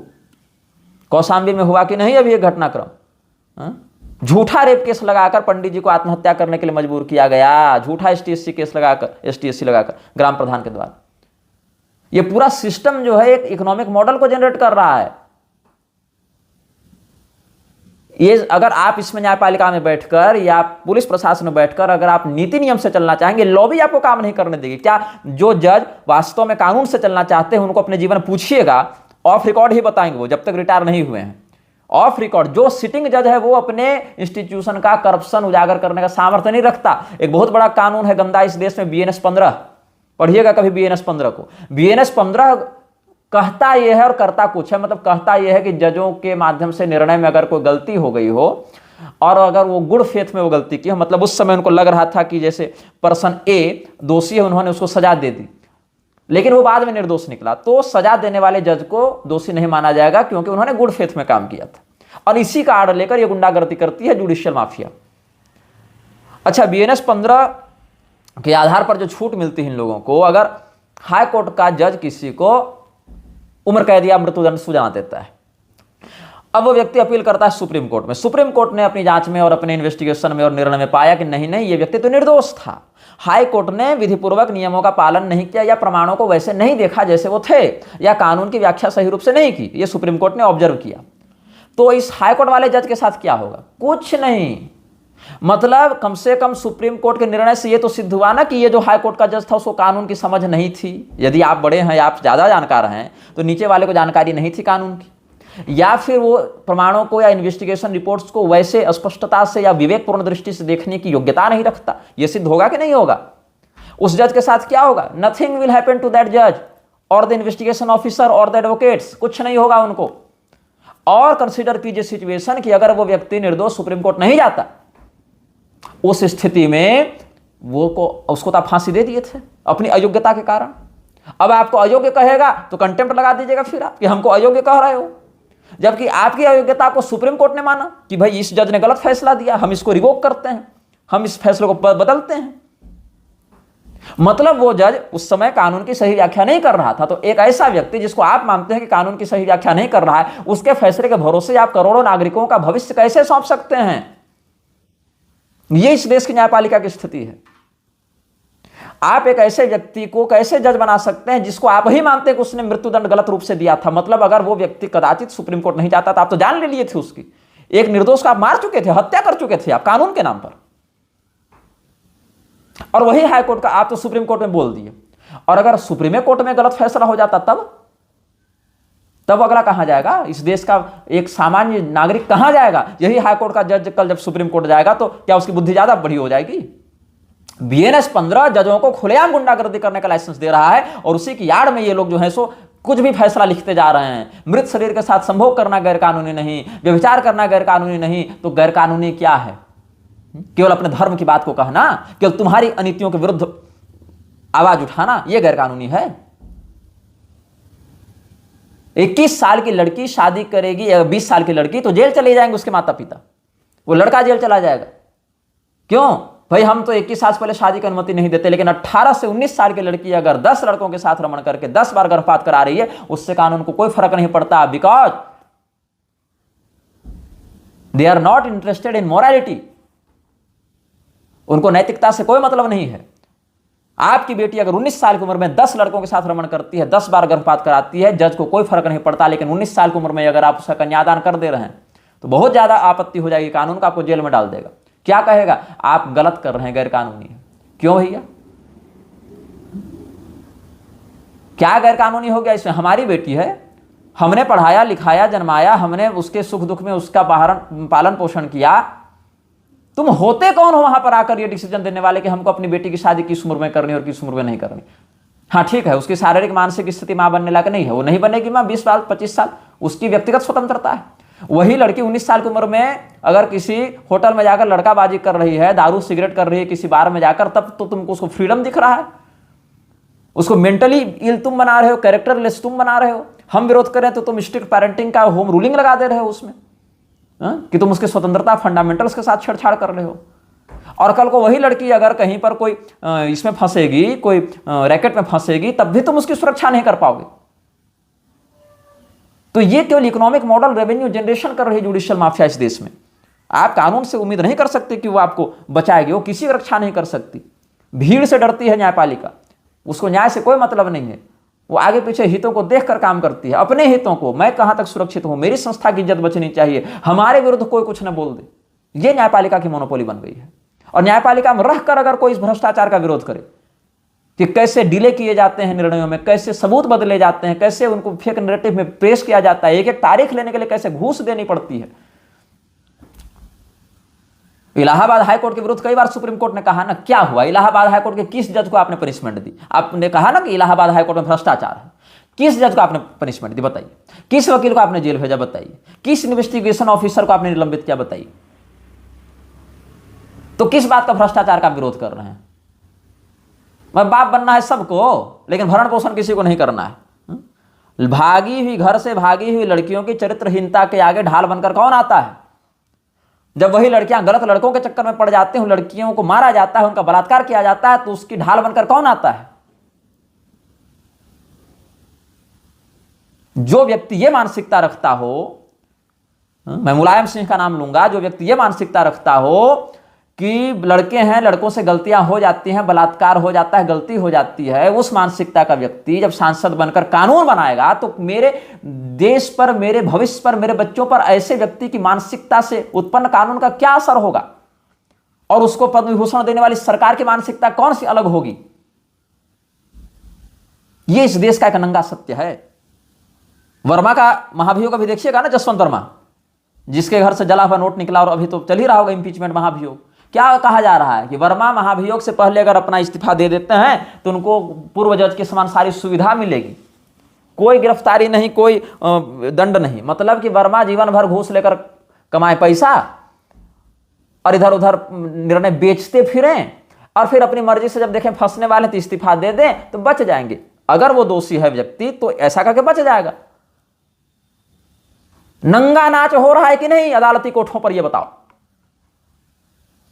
यहां तक कि एफआईआर नहीं हुई, उपराष्ट्रपति को चिल्लाना पड़ रहा है मीडिया के सामने आके क्यों नहीं हो पा रही एफआईआर। ये तो सड़ा हुआ सिस्टम है। आप देखिए जितने थानों के नंबर दिए रहते हैं, ईमेल्स का नंबर आईडी दिया रहता है, पुलिस प्रशासन एसपी को फोन कीजिए, थानेदार फोन कीजिए, फोन नहीं उठेगा आपका, ईमेल का जवाब नहीं मिलेगा आपको। आप कह रहे हैं कि पुलिस और न्यायपालिका आपकी रक्षा करेगी। अगर वो रक्षा कर रही है किसी मामले में तो भगवान की बड़ी कृपा है कि उसकी बुद्धि कुछ आपके पक्ष में आई नहीं, तो उम्मीद छोड़ दीजिए। ये सत्य है इस देश का। आप आंखों को बंद कर लेने से सत्य से मुख नहीं मोड़ सकते। नंगे खड़ा होकर आंख बंद कर लीजिएगा तो दुनिया अंधी नहीं हो जाएगी।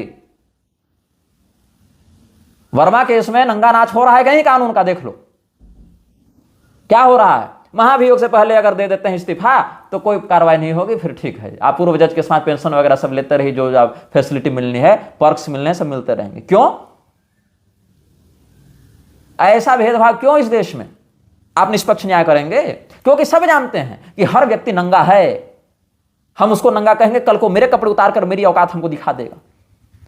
वर्मा के पास कितने जजों के राज नहीं होंगे कि बाकियों के पास उसके राज नहीं होंगे। तो अलग अलग सब लोग जब जान ही रहे कि ये भी घूसखोर, हम भी घूसखोर, ये भी घूसखोर, ये भी इस स्थिति में है, हम लोग सब कहीं ना कहीं किसी न किसी मामले को लेकर फंस सकते हैं। चाहे दीपक मिश्रा हो, चाहे ये क्या चंद्रचूड़ हो, अभी गवई बने हैं ताजे ताजे सीजीआई। गवई जिस दिन रिटायर होंगे उस दिन उनके भी ज्ञान चक्षु खोलेंगे कि सिस्टम में भ्रष्टाचार है, तो ऐसा नहीं होना चाहिए। लेकिन अभी रिटायर नहीं हुए हैं गवई, तो बी आर गवई अभी कहेंगे कि हम न्याय के रक्षक हैं। ये ट्रेंड है। मैं किसी एक व्यक्ति को नहीं यहां पर टारगेट कर रहा हूं, मैं एक सिस्टम फ्लो बता रहा हूं।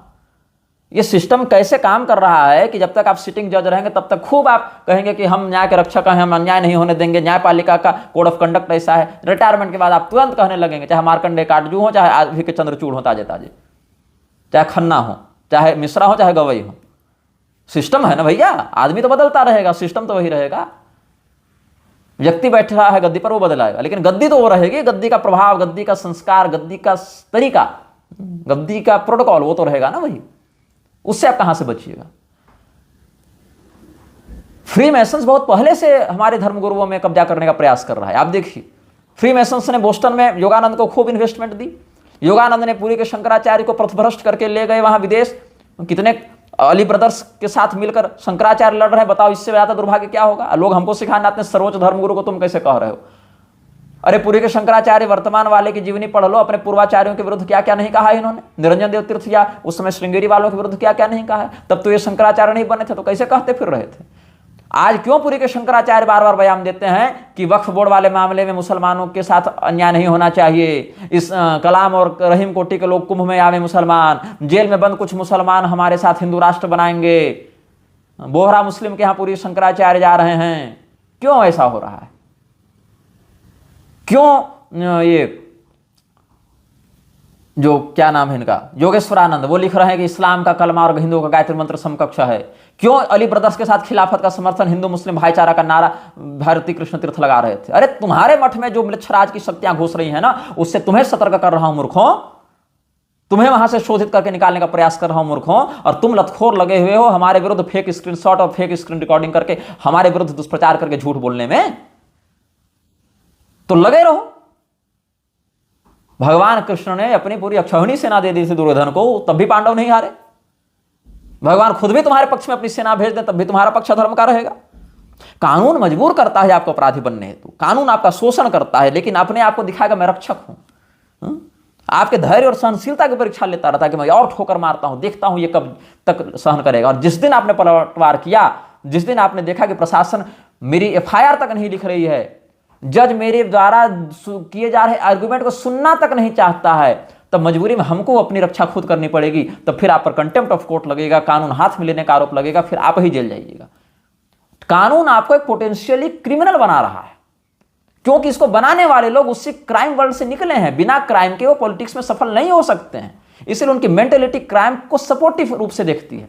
क्राइम बचा रहेगा तो अदालतें चलती रहेंगी, नहीं तो बेरोजगार मरेंगे भूखे।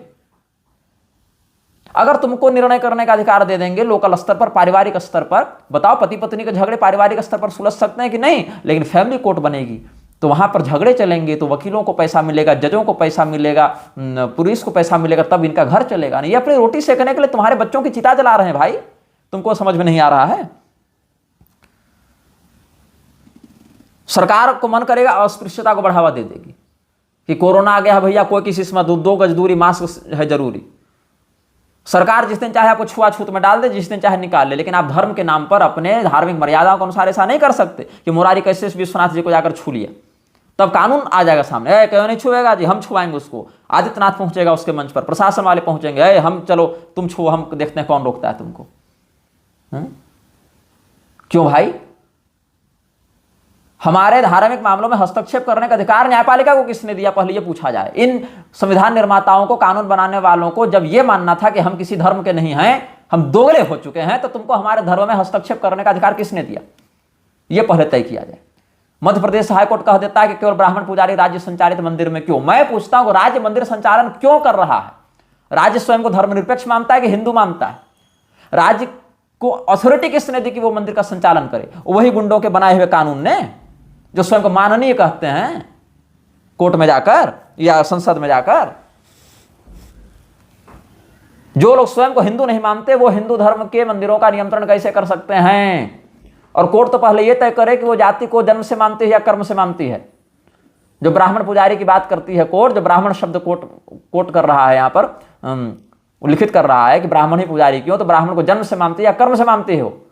अगर वो जन्म से ब्राह्मण मानती है तो फिर ये रामदेव जब स्वयं को ब्राह्मण बताता है कई बार अलग अलग स्थानों पर, या आर्य समाज जैसी संस्थाएं उनके विरुद्ध क्यों वो नहीं कहती है कि तुम असंवैधानिक व्याख्या कर रहे हो वर्ण की? क्योंकि जाति तो बहुत बड़ा फैक्टर है, चाहे वोट देखो, चाहे रिजर्वेशन देखो, चाहे ST/SC एक्ट देखो, है ना, बहुत बड़ा फैक्टर। तो हमको कैसे पता चलेगा कि तुम जो जन्म से बता रहे वो सही है कि कर्म से बता रहे वो सही है?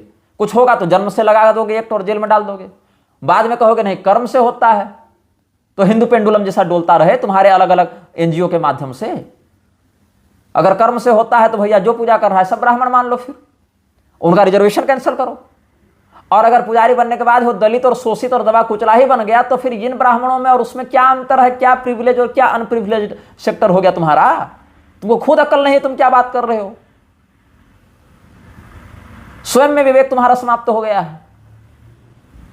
तो कोरोना के समय सरकार ने कहते छुओगे तो जेल जाओगे, किसी से सट जाई तो जेल जाइएगा। तो छुआछूत को बढ़ावा किसने दिया?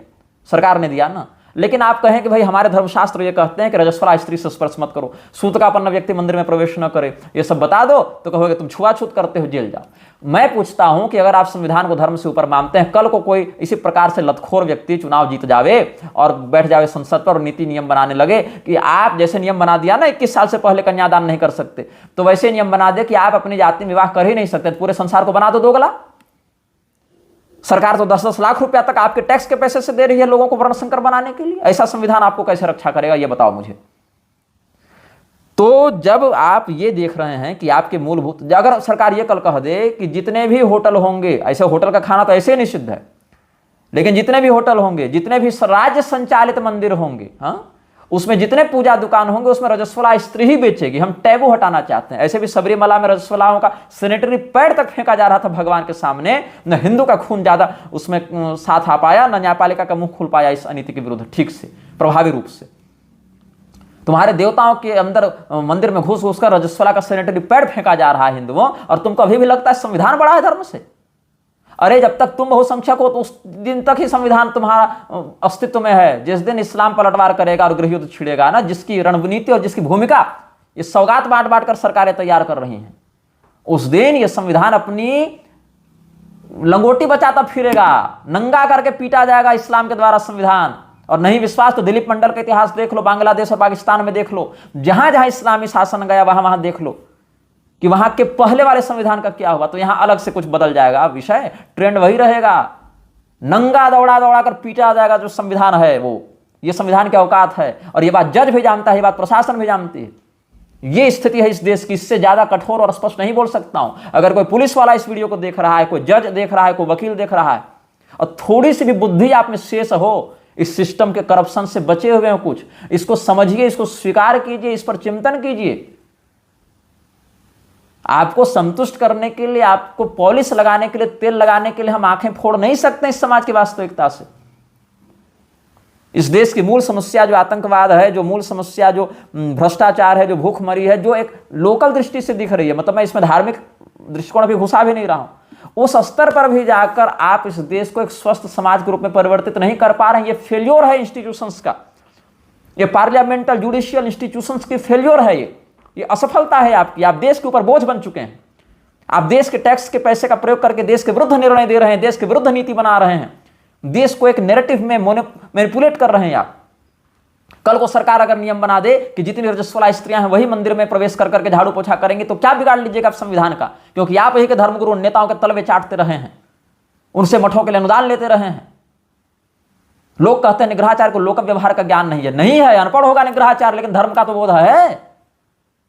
धर्म सिद्धांत के विरुद्ध जाने वाले व्यक्ति के विरोध की निर्भयता तो है भगवत कृपा से। कल को सरकार अगर नियम बना दे कि आप अपनी बच्ची का विवाह जो है सो अपनी जाति में नहीं कर सकते, तो क्या कीजिएगा? जेल जाइएगा कि धर्म बचाइएगा? वहां किसको चुनिएगा आप? कल को सरकार अगर नियम बना दे कि आप जो है सो अपने इष्ट की आराधना नहीं कर सकते हैं, इतने बजे से इतने बजे तक आप आरती नहीं कर सकते हैं क्योंकि इस्लाम को दिक्कत हो रही है, अजान में दिक्कत हो रही है, तो क्या करेंगे? मुरारी जैसे नालायक तो कथा रोके अजान सुनने ही लगेंगे, अली मोला करवाने लगेंगे। तो ये स्थिति देश की हो गई है कि न्यायपालिका हो, प्रशासन हो, पॉलिटिशियंस हो, वो हिंदू धर्म को एक टूल के रूप में देखते हैं, लात मारने के लिए, प्रैक्टिस टूल, कि तुम्हारी सहनशीलता कितनी है। और दुर्भाग्य से जब इन लोगों के विरुद्ध हम हिंदुओं को एकजुट करते हैं, इनमें शोधन की बात करते हैं, ये व्यवस्थाएं क्यों समाज चाहता है कि हों? ताकि अन्याय ना हो, किसी के साथ गलत ना हो, कोई व्यक्ति दुखी ना रहे, इसके लिए होता है ना। लोग कोर्ट क्यों जाना चाहते हैं? कि जस्टिस मिलेगा। पुलिस के पास क्यों जाते हैं? सुरक्षा मिलेगी। क्या ये संस्थाएं अपने उन उद्देश्यों को पूरा कर पा रही हैं? समर्थ हैं? क्या इनकी वो क्षमता है? नहीं है। कम से कम वर्तमान स्थितियों को देखकर तो यही लग रहा है कि नहीं है। आप हिंदू राष्ट्र की बात करते हैं, पूछा जाता है हिंदू राष्ट्र का संविधान कैसा होगा, तो धीरेन्द्र शास्त्री आरएसएस वाले तो कह देते हैं कि जैसा है वैसा होगा, जो संविधान है वही चलेगा। पूरी शंकराचार्य की बात कहो तो वहां पर एक योगेश उपाध्याय, योगेश मिश्र अधिवक्ता हिंदू राष्ट्र का संविधान बनाने बैठे थे। वही योगेश मिश्र जो भगवान कृष्ण और राम जी को लड़कीबाज कहते हैं, लक्ष्मण जी को, भगवती राधा के विषय में अभद्रतापूर्ण वक्तव्य देते हैं कि वो तो कोई थी ही नहीं। जो व्यक्ति भगवान कृष्ण को, भगवान राम को, भगवती राधा को गाली देता है, वो पूरी शंकराचार्य के हिंदू राष्ट्र का संविधान बनाता फिर रहा है। उसके कई वीडियो दिखेंगे, वो पूरी शंकराचार्य के शिविरों में भी आता जाता रहता है। हम बोलते हैं तो चेले भड़क जाएंगे। एक आनंद स्वरूप गए थे वर्णाश्रम व्यवस्था के विरुद्ध लिखकर, बाद में हमने विरोध किया तो हमको कुत्ता कहने लगे। बाद में उन्होंने वीडियो भी डिलीट कर दिया था शायद, बाद में यह कह दिया मीडिया ने छाप दिया। मीडिया ने आपकी मर्जी के बिना अगर छाप दिया तो आपको विरोध करना था कि नहीं मीडिया का? उसको कुत्ता कहते कि हमको कुत्ता कहते? पुलिस वाले जो कुछ धर्म के प्रति निष्ठा रखते हैं रो रहे हैं अपने सिस्टम से परेशान होकर। जो कुछ न्यायपालिका से जुड़े अधिवक्ता और निर्णयाधीश हैं वो लोग रो रहे हैं अपने सिस्टम के कारण, लेकिन सिस्टम में रहकर सुधार नहीं कर पाएंगे। सिस्टम से बाहर निकलते सबके मुंह खुल जाएंगे, लेकिन तब कोई प्रभाव नहीं होगा। ये विकट स्थिति हो गई है। कुछ लोग कहेंगे भारत में जो रहता है सब हिंदू है। मोहन भागवत जैसा व्यक्ति, उसको क्या करना चाहिए? बगल में कोई गोमांस खावे तो भाईचारा के कारण उसको सहना चाहिए।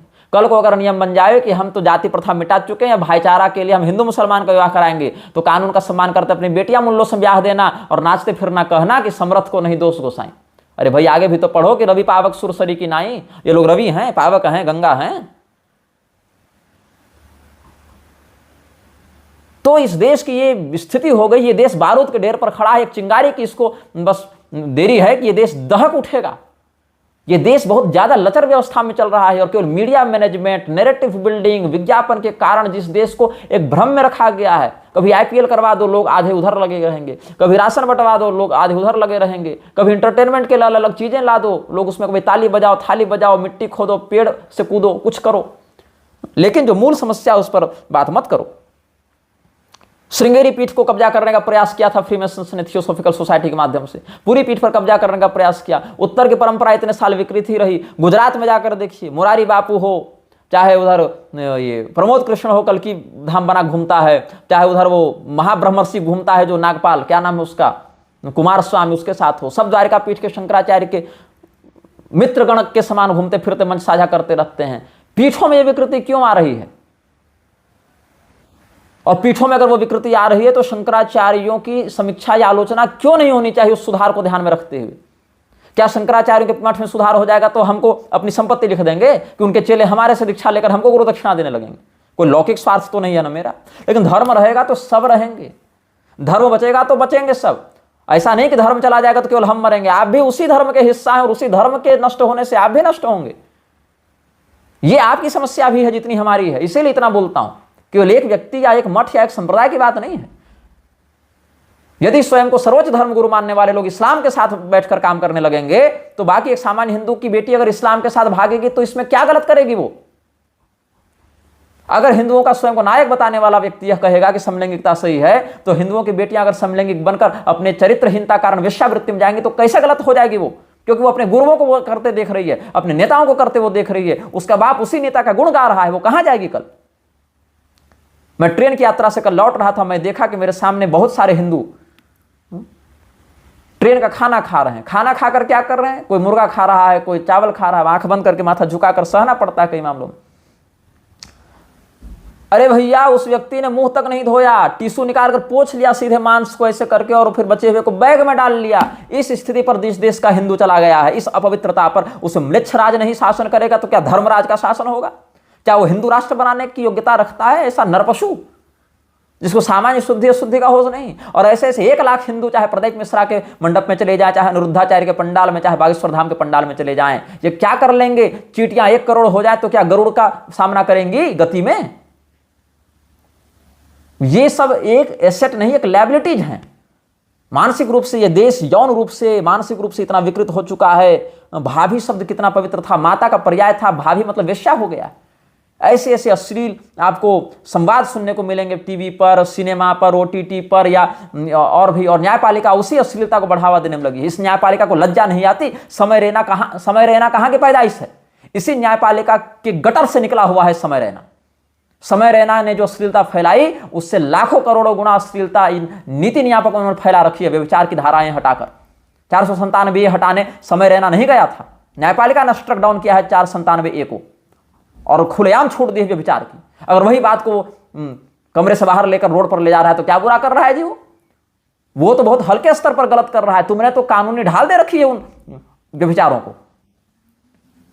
तो जिसको हमारे ऊपर अवमानना का केस करना है वो करे, जिसको हमारे ऊपर जो करना है करे। मैं सत्य बोलने से पीछे नहीं हटूंगा, चाहे वो धर्मगुरु का वेश बनाकर अधर्म आवे, चाहे न्यायपालिका का वेश बनाकर अधर्म आवे, चाहे प्रशासन का वेश बनाकर अधर्म आवे। हमारा मंदिर, हमारा धर्म, हमारी मान्यता, हमारे धर्मशास्त्र ही उसके नियंत्रक होंगे। पुजारियों को देखिए ना, यज्ञोपवीत का होश है, ना शिखा का होश है, ना संध्या का होश है, लेकिन फिर भी पैसा के चक्कर में पीढ़ी दर पीढ़ी पूजा करते जा रहे हैं। वही नेता आते हैं तो चापलूस के समान उसके चरणों में लौट जाते हैं। बड़े बड़े मठों में, बड़े बड़े मंदिरों में, बड़े बड़े ट्रस्ट में यह हाल हम देखते हैं। शक्तिपीठों में जाइए वही हाल है, ज्योतिर्लिंगों में जाइए वही हाल है। जो गोमांस खाकर आ रहा है, रणवीर कपूर खुलेआम बताता है, वो व्यक्ति घुस जाता है महाकाल मंदिर में और उसमें हिंदू विरोध करता है, प्रशासन हिंदू को लाठी मारती है। ये तुम्हारी औकात है हिंदुओं? और तुम कहते हो न्यायपालिका का सम्मान करो और संविधान को धर्म से बड़ा मानो। अरे 1-2 कौड़े का म्लेच्छ संविधान को नहीं मान रहा है भाई। तुम आर्ष मर्यादा के परंपरा में आकर ये लतखोरी दिखा रहे हो, इसीलिए हर जगह पीटे जाते हो। तुम्हारे मंदिर तुम्हारे आंखों के सामने तोड़ रही है प्रशासन कानून के नाम पर। तुम्हारे मौलिक कुल परंपरा को नष्ट किया जा रहा है कानून के नाम पर। यह कानून तुम्हारे लिए विष है। यह विष तुम्हें अस्तित्व विहीन कर देगा। तुम एक केवल वोट बैंक बनकर रह गए हो कुछ पार्टियों के। पार्टियां बस चाहती हैं कि तुम बस बाहर निकलो, एक अंगूठा दबाओ और घर में आकर सो जाओ, खाए, भूख लगेगी 5 किलो राशन मिल जाएगा। इसका तुम एक टूल बन गए हो। जैसे भेड़ बकरियों को पालते हैं गडेरिया और काट कर उसका चमड़ा बेच देते हैं, वैसे तुम हो गए हो नेताओं के। और उन नेताओं के द्वारा जो दलाल धर्मगुरु पैदा किए गए पीठाधीश्वर जगतगुरु, उनके तुम टूल बन चुके हो हिंदुओं। तुम्हारी आंखों के सामने तुमको दिख रहा है कि अगला अली मौला कर रहा है। किस मुंह से अली मौला का विरोध करोगे? तुम कहोगे मुरारी गलत है, जब तुम्हारे शंकराचार्य खिलाफत में अली ब्रदर्स के साथ मिलते हैं। तुम्हारे शंकराचार्य कहते हैं कि जेल में बंद मुसलमान हमें हिंदू राष्ट्र बनाने में सहयोग करेंगे। जो स्वयं को सर्वोच्च धर्मगुरु मानने के बाद भी, स्वयं को त्रिकालदर्शी मानने के बाद भी केवल हिंदुओं के आश्रय से नहीं बना पा रहे हैं हिंदू राष्ट्र, उसके लिए जेल में बंद मुसलमानों की ओर देखना पड़ रहा है और उसको गौरवान्वित कह के अपने वक्तव्य में सम्मिलित करना पड़ रहा है। तुम उनसे क्रांति और परिवर्तन की आशा करते हो? भाई बुरा लगेगा, लेकिन इससे तथ्य नहीं बदलेगा तुम्हारा। तो हमारे मंदिरों में हमारे धर्मशास्त्रों के नियम चलेंगे, और वो भी जो पंचरात्र का मंदिर है वहां पंचरात्र ही चलेगा, शाक्तागम नहीं घुसेगा। जो शाक्तों का मंदिर है वहां वैखानस या शैवागम नहीं घुसेगा। उसमें प्रत्येक आगम का या जहां जो मर्यादा संप्रदाय के उसके अनुसार वो मंदिर चलेगा। कामाख्या का नियम तिरुपति में नहीं, तिरुपति का नियम कामाख्या में नहीं। जिसका जो आगम है, जिसकी जो परंपरा है, जिसका जो आचार है, उसी आचार के आधार पर, उसी संप्रदाय परंपरा के आधार पर संदिग्ध रूप से उस संप्रदाय के मंदिर का संरक्षण होना चाहिए। राज्य को या न्यायपालिका को इसमें हस्तक्षेप करने का कोई अधिकार नहीं देना चाहिए हिंदुओं को। हिंदू अपने मंदिरों का नियंत्रण स्वयं करना सीखे और ऐसे ऐसे नकली धर्मगुरुओं का बहिष्कार करना सीखे। समय लगेगा, बलिदान होगा, लेकिन इसके अलावा तुम्हारे पास विकल्प नहीं है, और यह बहुत शीघ्र करना पड़ेगा, इससे पहले कि संविधान कानून और व्यवस्था के नाम पर तुम्हारी बलि ले ले।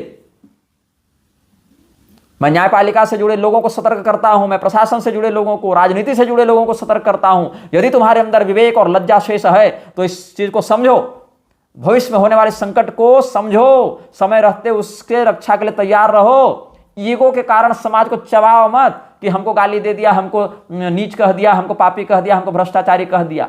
जो तथ्य है उसको स्वीकार करो, और इस तथ्य को हर वो व्यक्ति जानता है जो कभी न कभी पुलिस प्रशासन कोर्ट के चक्कर में पड़ा है। हर व्यक्ति इस नंगा सत्य को जान रहा है कि काम कैसे होता है, कैसे मैनिपुलेशन होता है इन सिस्टम्स में।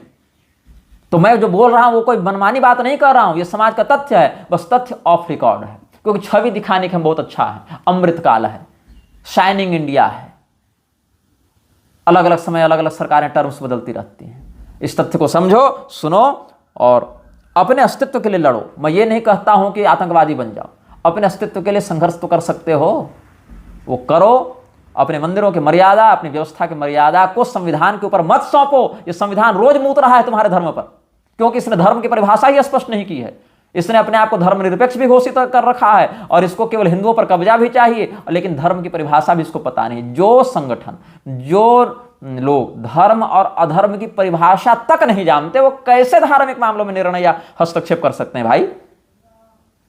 क्या आज मैं सुप्रीम कोर्ट में जाकर किसी का केस लड़ूं तो कोर्ट में अनुमति देगा? नहीं देगा। क्यों? कि तुम वकील नहीं हो, तुमने कानून नहीं पढ़ा, डिग्री नहीं, ये कहेगा। तो तुमने कौन से धर्मशास्त्र पढ़े, तुमने कौन से धर्मशास्त्रों का अध्ययन परंपरा से किया जो तुम उस प्रकार से निर्णय देने में अधिकृत होगा? ये हम भी पूछेंगे कि नहीं तुमसे, कि 30 लोग बैठ जाए सुप्रीम कोर्ट में पूरे हिंदुओं को। मैंने इस प्रकार की कठोर शब्दावली पहले नहीं प्रयोग की है, लेकिन मैं कहने के लिए विवश हो गया हूं, क्योंकि तुम वो कर रहे हो। तुम घर घर में लोगों को नंगा नचवा रहे हो और इस पर कोई सेंसरशिप नहीं लगा रहे हो।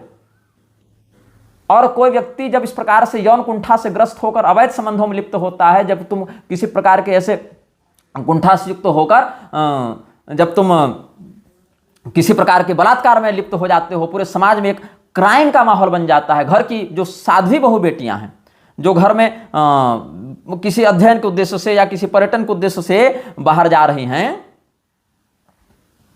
वो अपने सुरक्षा को लेकर चिंतित क्यों होती हैं? ऐसी ही वेब सीरीज के कारण। तो घर से जो बहु बेटियां सज्जनों की, सत्पुरुषों की, शिष्ट जनों की निकलती हैं, वो डरी हुई रहती हैं।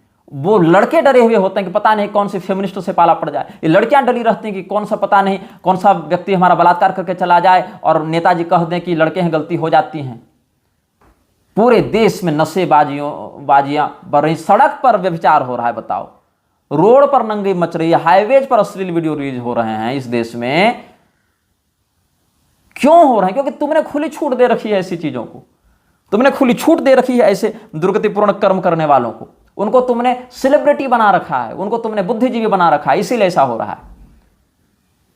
तो मैं इन संस्थाओं से जुड़े लोगों से यह अपेक्षा करता हूं कि जो भी सज्जन वहां बैठे होंगे, कुछ वो अपनी सर्वोच्च सीमा पर जाकर सामर्थ्य से इस बात का विरोध करेंगे। रोटी के चक्कर में कल की हत्या नहीं करेंगे। अपने मंदिरों की व्यवस्था, अपने मंदिरों की मर्यादा अपने हाथ में, ऐसे सारे धुर्तों का बहिष्कार और सनातन धर्म में घुस रही इन विकृतियों का पूर्ण शोधन। रामदेव कलमा पढ़ता है, बिस्मिल्लाह कह के नमाज शुरू पढ़ के अपना भाषण शुरू करता है। नवभारत टाइम्स में छपा था, पढ़ लेना समाचार, रामदेव ने किया था। उस रामदेव को ऋषि बताते हैं, मलुक पीठाधीश्वर, और मलुक पीठाधीश्वर के विरोध बोल दो तो वैष्णव निंदा हमको लग जाती है। वाह! जो व्यक्ति नमाज पढ़ने वाले को, जिसका कोई कमरे का नहीं बल्कि समाचार पत्रों में छप रहा है रामदेव का, उस व्यक्ति को, जो कलमा पढ़ने वाले को, बिस्मिल्लाह करने वाले को, जो व्यक्ति ऋषि बता रहा है, जो व्यक्ति वर्णाश्रम के नाम की रोटी खाने के बाद भी दयानंद सरस्वती की जय जयकार कर रहा है। जिस दयानंद ने पुराणों को भर भर टोकरी गाली दी, जो अपने सामने श्रीधर स्वामी को रामभद्राचार्य मुंह से गाली देता हुआ सुनकर भी चुप है, उस व्यक्ति का हम अगर विरोध कर दें तो हम वैष्णव निंदक और संत निंदक हो जाते हैं। तो क्या करें फिर? हम जाके हम भी मंच पर अली मौला करें, तब राजेंद्र दास हमारे चरणों में दंडवत करने लगेंगे। फिर पैसा हो जाएगा तो करेंगे ही, क्योंकि पैसा से बड़ा देवता कौन होगा उनके लिए? रामदेव के पास ऐसी क्या योग्यता है, मुरारी के पास ऐसी क्या योग्यता है पैसा के अलावा? तभी ना चापलूसी में लगे हैं।